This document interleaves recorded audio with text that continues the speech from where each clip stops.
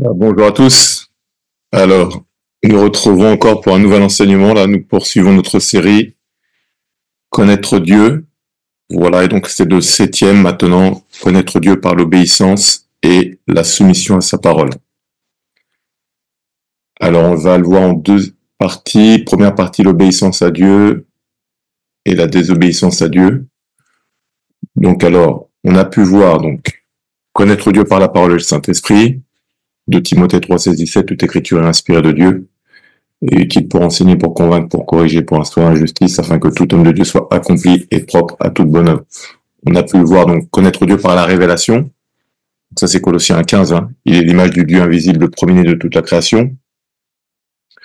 En lui ont été créées toutes les choses qui sont dans les cieux et sur la terre, les visibles et invisibles, trône, dignité, domination, autorité. Tout a été créé par lui et pour lui. Voilà. Ensuite, on a vu donc connaître Dieu donc par la découverte de sa nature, donc sa sainteté. Voilà, on a vu que Dieu était saint, il habite dans la sainteté, ses attributs.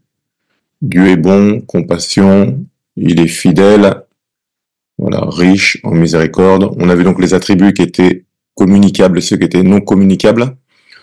On a vu par son caractère, donc Dieu est amour. Voilà, agapéo, donc là il ne s'agit pas de l'amour en tant que sentiment, mais vraiment de l'amour ultime, inconditionnel. Voilà, qu'on retrouve dans 1 Corinthiens 13. Et maintenant, on va voir que pour connaître Dieu, c'est par l'obéissance à sa parole et la soumission à sa volonté, puisque Dieu se révèle à ceux qui respectent et honorent sa parole. Voilà, donc première partie, donc l'obéissance à Dieu. Alors, dans Deutéronome chapitre 28, on voit que l'obéissance à Dieu apporte la bénédiction.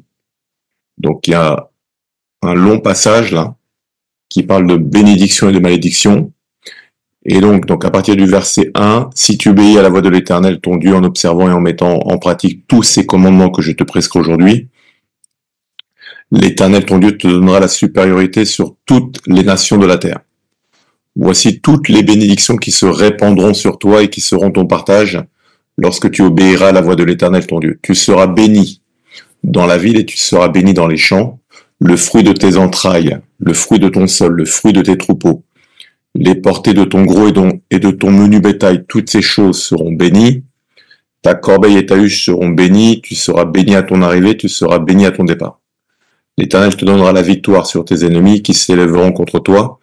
Ils sortiront contre toi par un seul chemin et ils s'enfuiront par 7 chemins. L'Éternel ordonnera la bénédiction d'être avec toi dans tes greniers et dans toutes tes entreprises. Il te bénira dans le pays que l'Éternel, ton Dieu, te donne. Tu seras pour l'Éternel un peuple saint, comme il te l'a juré, lorsque tu observeras les commandements de l'Éternel, ton Dieu, et que tu marcheras dans ses voies. Tous les peuples verront que tu as appelé du nom de l'Éternel, et ils te craindront. L'Éternel te comblera de bien en multipliant le fruit de tes entrailles, le fruit de tes troupeaux et le fruit de ton sol, dans le pays que l'Éternel a juré à tes pères de te donner. L'Éternel t'ouvrira son bon trésor, le ciel, pour envoyer à ton pays la pluie en son temps et pour bénir tout le travail de tes mains. Tu prêteras à beaucoup de nations et tu n'emprunteras point.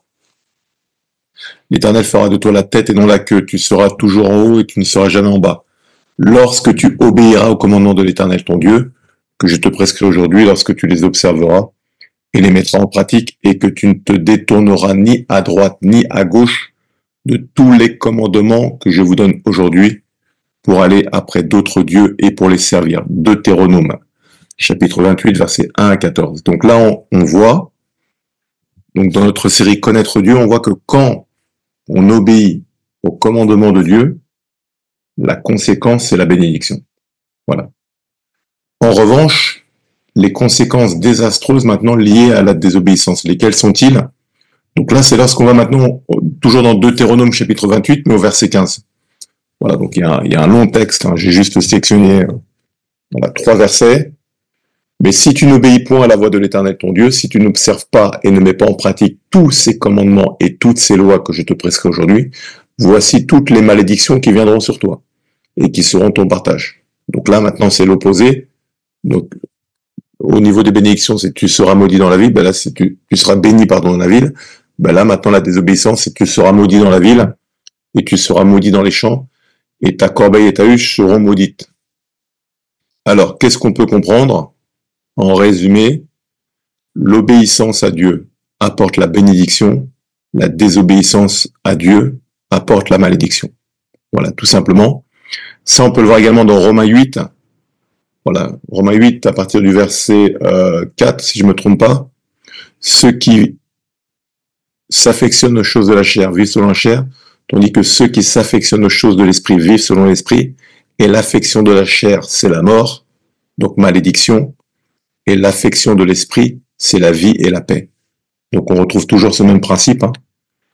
Voilà, l'obéissance égale bénédiction, désobéissance, malédiction, vivre selon la chair, donc selon les pulsions humaines, malédiction, vivre selon l'Esprit de Dieu, bénédiction, la vie et la paix. Voilà. Donc quand on comprend ça, on se rend compte que finalement, pour pouvoir vivre dans la paix, une vie épanouie, c'est l'obéissance aux instructions de Dieu qui est la plus importante que tout. Voilà. Pour notre vie personnelle et même pour Dieu. On le voit ça dans 1 Samuel chapitre 15, versets 22 à 23. Voilà, donc Samuel a donné plusieurs instructions au prophète Saül. Il a désobéi à plusieurs reprises. Donc maintenant, il va jusqu'à lui et puis il lui dit, l'Éternel trouve-t-il du plaisir dans les holocaustes et les sacrifices, comme dans l'obéissance à la voix de l'Éternel? Voici, l'obéissance vaut mieux que les sacrifices et l'observation de sa parole vaut mieux que la graisse des béliers. Car la désobéissance est aussi coupable que la divination et la résistance ne l'est pas moins que l'idolâtrie et les téraphimes. Puisque tu as rejeté la parole de l'Éternel, il te rejette aussi comme roi. Donc là, en fait, on voit à travers ce texte-là que l'obéissance vaut mieux que les sacrifices et l'observation de sa parole vaut mieux que la graisse des béliers. Voilà. Et la désobéissance est aussi coupable que la divination. Et la résistance ne l'est pas moins que l'idolâtrie et les téraphimes. Donc les téraphimes, c'était les idoles. Donc on comprend que dans ce parcours pour connaître Dieu, l'un des moyens de le connaître, c'est d'emprunter le chemin de l'obéissance. Voilà. Et donc, Dieu a choisi David, un jeune d'environ 17 ans, et il a décidé d'en faire un roi, parce qu'il avait décelé dans son cœur que c'était quelqu'un qui est obéissant. Il n'était pas parfait, il a commis plusieurs erreurs, mais voilà, il obéissait, et lorsqu'il commettait des erreurs, il avait cette capacité de se remettre en question et de demander pardon. Et donc David faisait la volonté du Père, aussi Dieu a décidé que le Messie serait l'un de ses descendants. Voilà, Actes chapitre 13, versets 21 à 23. Alors, ils demandèrent alors un roi et Dieu leur donna pendant 40 ans Saül, fils de Kis de la tribu de Benjamin. Puis l'ayant rejeté, il leur suscita pour roi David, auquel il a rendu ce témoignage. J'ai trouvé David, fils d'Isaïe, homme selon mon cœur qui accomplira toutes mes volontés. C'était de la postérité de David que Dieu, selon sa promesse, a suscité à Israël un sauveur qui est Jésus. Donc Dieu a tellement été touché par le cœur de David que qu'est-ce qu'il a fait?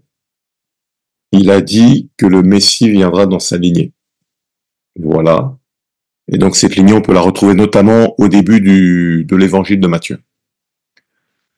Alors, David se soumettait à Dieu parce qu'il connaissait la loi de l'Éternel. Donc, pour pouvoir connaître Dieu, il faut connaître sa parole et il faut pouvoir se soumettre à sa parole. Voilà, maintenant, nous, on est dans la nouvelle alliance. Donc l'ancienne alliance, c'est la loi, mais la nouvelle alliance, maintenant, c'est ce que Paul appelle dans Romains 8, c'est la vie de l'Esprit en Jésus-Christ. Voilà, donc c'est connaître le Nouveau Testament, être conduit par le Saint-Esprit et marcher maintenant selon la volonté parfaite de Dieu. Donc, de par ses propres forces, on ne peut pas se soumettre à la volonté de Dieu. Donc Dieu, dans la nouvelle alliance, il a donné son esprit qui donne aux croyants nés de nouveau la capacité de comprendre sa parole et d'obéir à ses commandements. Voilà, sans effort, parce que l'esprit produit en nous le vouloir et le faire selon son bon plaisir. Philippiens 2,13. Donc là, j'ai mis un petit extrait du psaume 119 à partir du verset 1. Heureux ceux qui sont intègres dans leur voie, qui marchent selon la voie de l'Éternel. Heureux ceux qui gardent ses préceptes, qui le cherchent de tout leur cœur, qui ne commettent point d'iniquité et qui marchent dans ses voies. Tu as prescrit tes ordonnances pour qu'on les observe avec soin. Puissent mes actions être bien réglées afin que je garde tes statuts. Alors je ne rougirai point à la vue de tous tes commandements. Je te louerai dans la droiture de mon cœur en apprenant les lois de ta justice. Je veux garder tes statuts, ne m'abandonne pas entièrement. Comment le jeune homme rendra-t-il pur son sentier en se dirigeant d'après ta parole? Je te cherche de tout mon cœur, ne me laisse pas égarer loin de tes commandements. Je serre ta parole dans mon cœur afin de ne pas pécher contre toi. Voilà. Et donc Jésus, lui, pareil. Donc David était obéissant, et donc Jésus, lorsqu'il est venu, il a fait la volonté de Dieu. Et quelle a été la conséquence? C'est qu'il a hérité d'un nom au-dessus de tout nom. Ça, on le voit notamment dans Philippiens chapitre 2, versets 8 à 11. Il, donc Jésus-Christ, s'est humilié lui-même, se rendant obéissant jusqu'à la mort, même jusqu'à la mort de la croix. Conséquence, c'est pourquoi si Dieu l'a souverainement élevé, il lui a donné le nom qui est au-dessus de tout nom, afin qu'au nom de Jésus, tout genou fléchisse dans les cieux, sur la terre et sous la terre, et que toute langue confesse que Jésus-Christ est Seigneur, à la gloire de Dieu le Père. Voilà. Alors, que se passe-t-il quand Dieu trouve quelqu'un d'obéissant et fidèle? Ça, on le voit notamment dans le psaume 89, au verset 4 à 5. Et après, j'ai sauté jusqu'au verset 20 pour qu'on aille au verset 38. Vous allez voir que, généralement, dans ce parcours-là, voilà, Dieu, lorsqu'il va trouver quelqu'un, à un moment donné, il peut demander à la personne de faire alliance avec lui. Ça, on le voit au verset 4, j'ai fait alliance avec mon élu, voici ce que j'ai juré à David, mon serviteur, j'affermirai ta postérité pour toujours, et j'établirai ton trône à perpétuité. On saute au verset 20 du psaume 89, alors tu parlas dans une vision à ton bien-aimé, et tu dis, j'ai prêté mon secours à un héros, j'ai élevé du milieu du peuple un jeune homme, j'ai trouvé David, mon serviteur, je l'ai oint de mon nuit sainte. Donc là, on a le verbe trouver, ça veut dire que Dieu a cherché. S'il a cherché, ça veut dire qu'il n'y a pas autant de personnes que ça sur lesquelles il peut compter. Voilà. J'ai trouvé David, mon serviteur, je l'ai oint de mon nuit sainte. Donc là, on parle de l'onction. Ma main le soutiendra et mon bras le fortifiera. L'ennemi ne le surprendra pas et le méchant ne le opprimera point. J'écraserai devant lui ses adversaires et je frapperai ceux qui le haïssent. Ma fidélité, ma bonté seront avec lui et sa force s'élèvera par mon nom.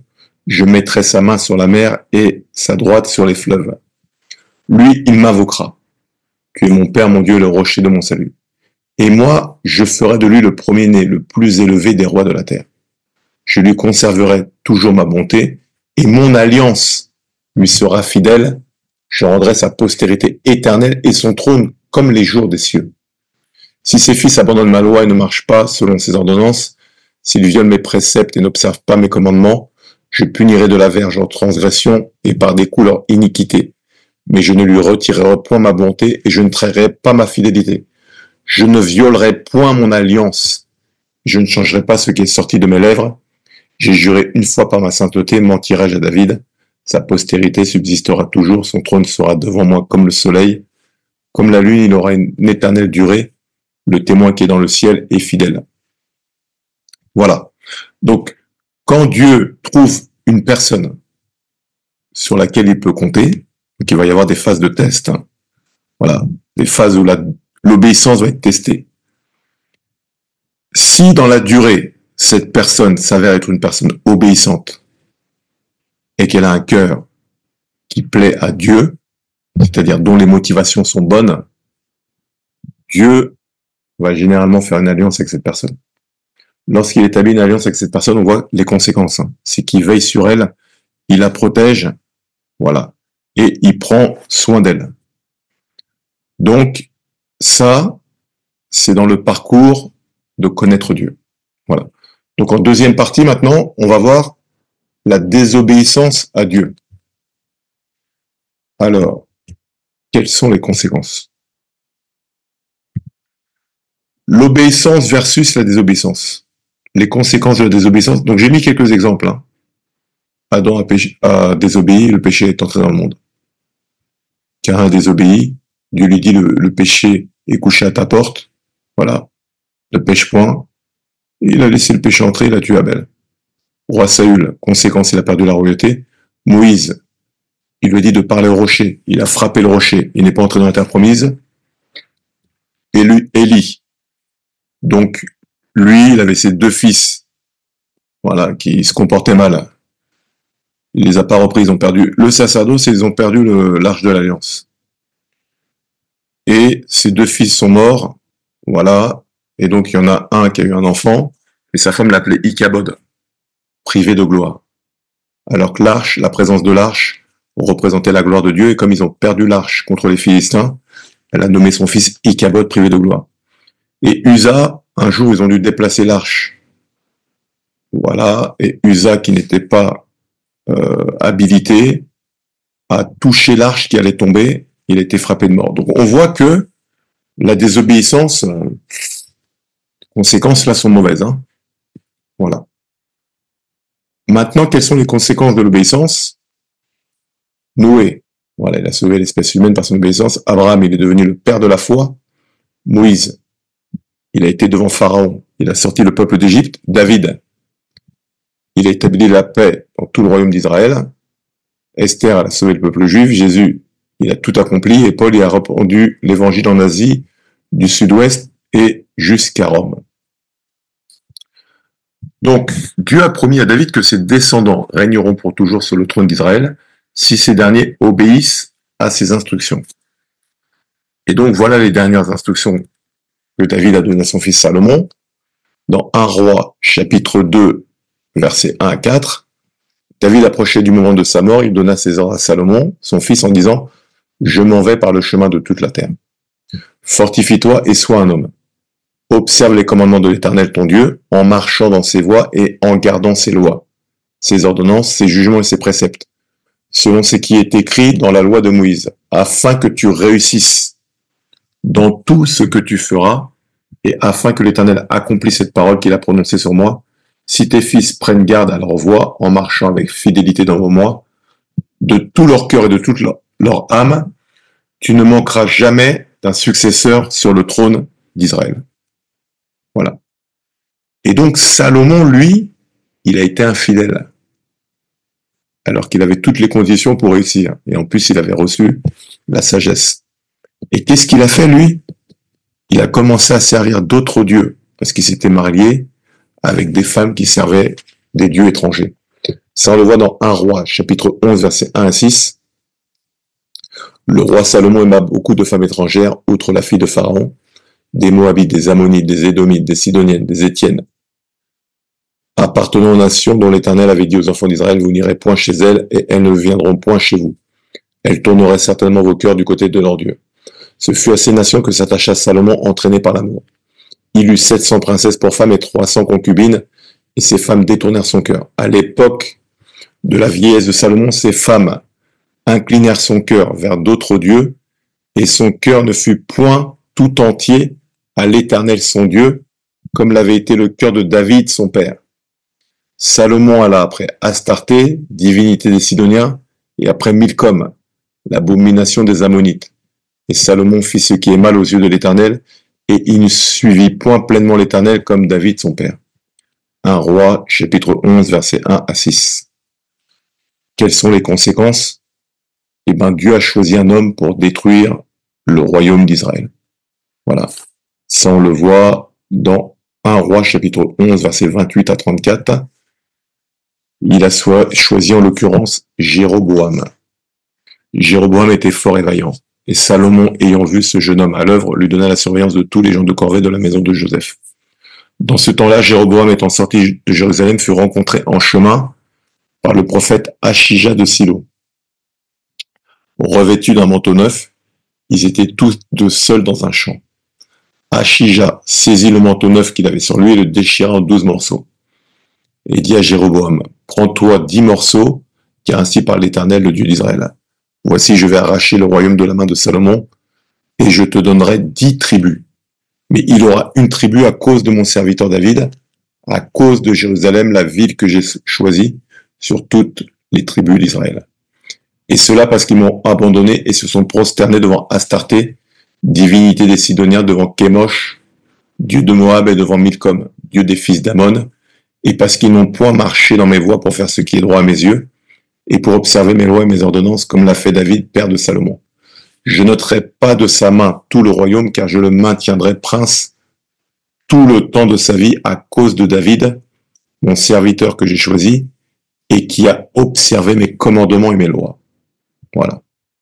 En résumé, l'obéissance à Dieu égale bénédiction, désobéissance, malédiction, et la soumission à la volonté de Dieu fait de nous une personne selon le cœur de Dieu. Voilà. Donc là, on a pu voir à travers cet enseignement, connaître Dieu à travers l'obéissance. Dieu a une volonté. Lorsque l'on se soumet à sa volonté, le résultat qui en découle, c'est l'obéissance. En revanche, lorsqu'on enfreint sa volonté, ça entraîne des malédictions. Ce sont des lois spirituelles qui s'adressent à tout le monde, croyant comme non-croyant. Voilà. Et donc, celui qui veut connaître Dieu doit marcher dans l'obéissance, et celui qui veut être béni, lui et sa famille, doit connaître les lois spirituelles. Et donc, en l'occurrence, la parole de Dieu pour les respecter et ainsi bénéficier de la vie et de la paix. Voilà, c'est la fin de notre enseignement. À bientôt.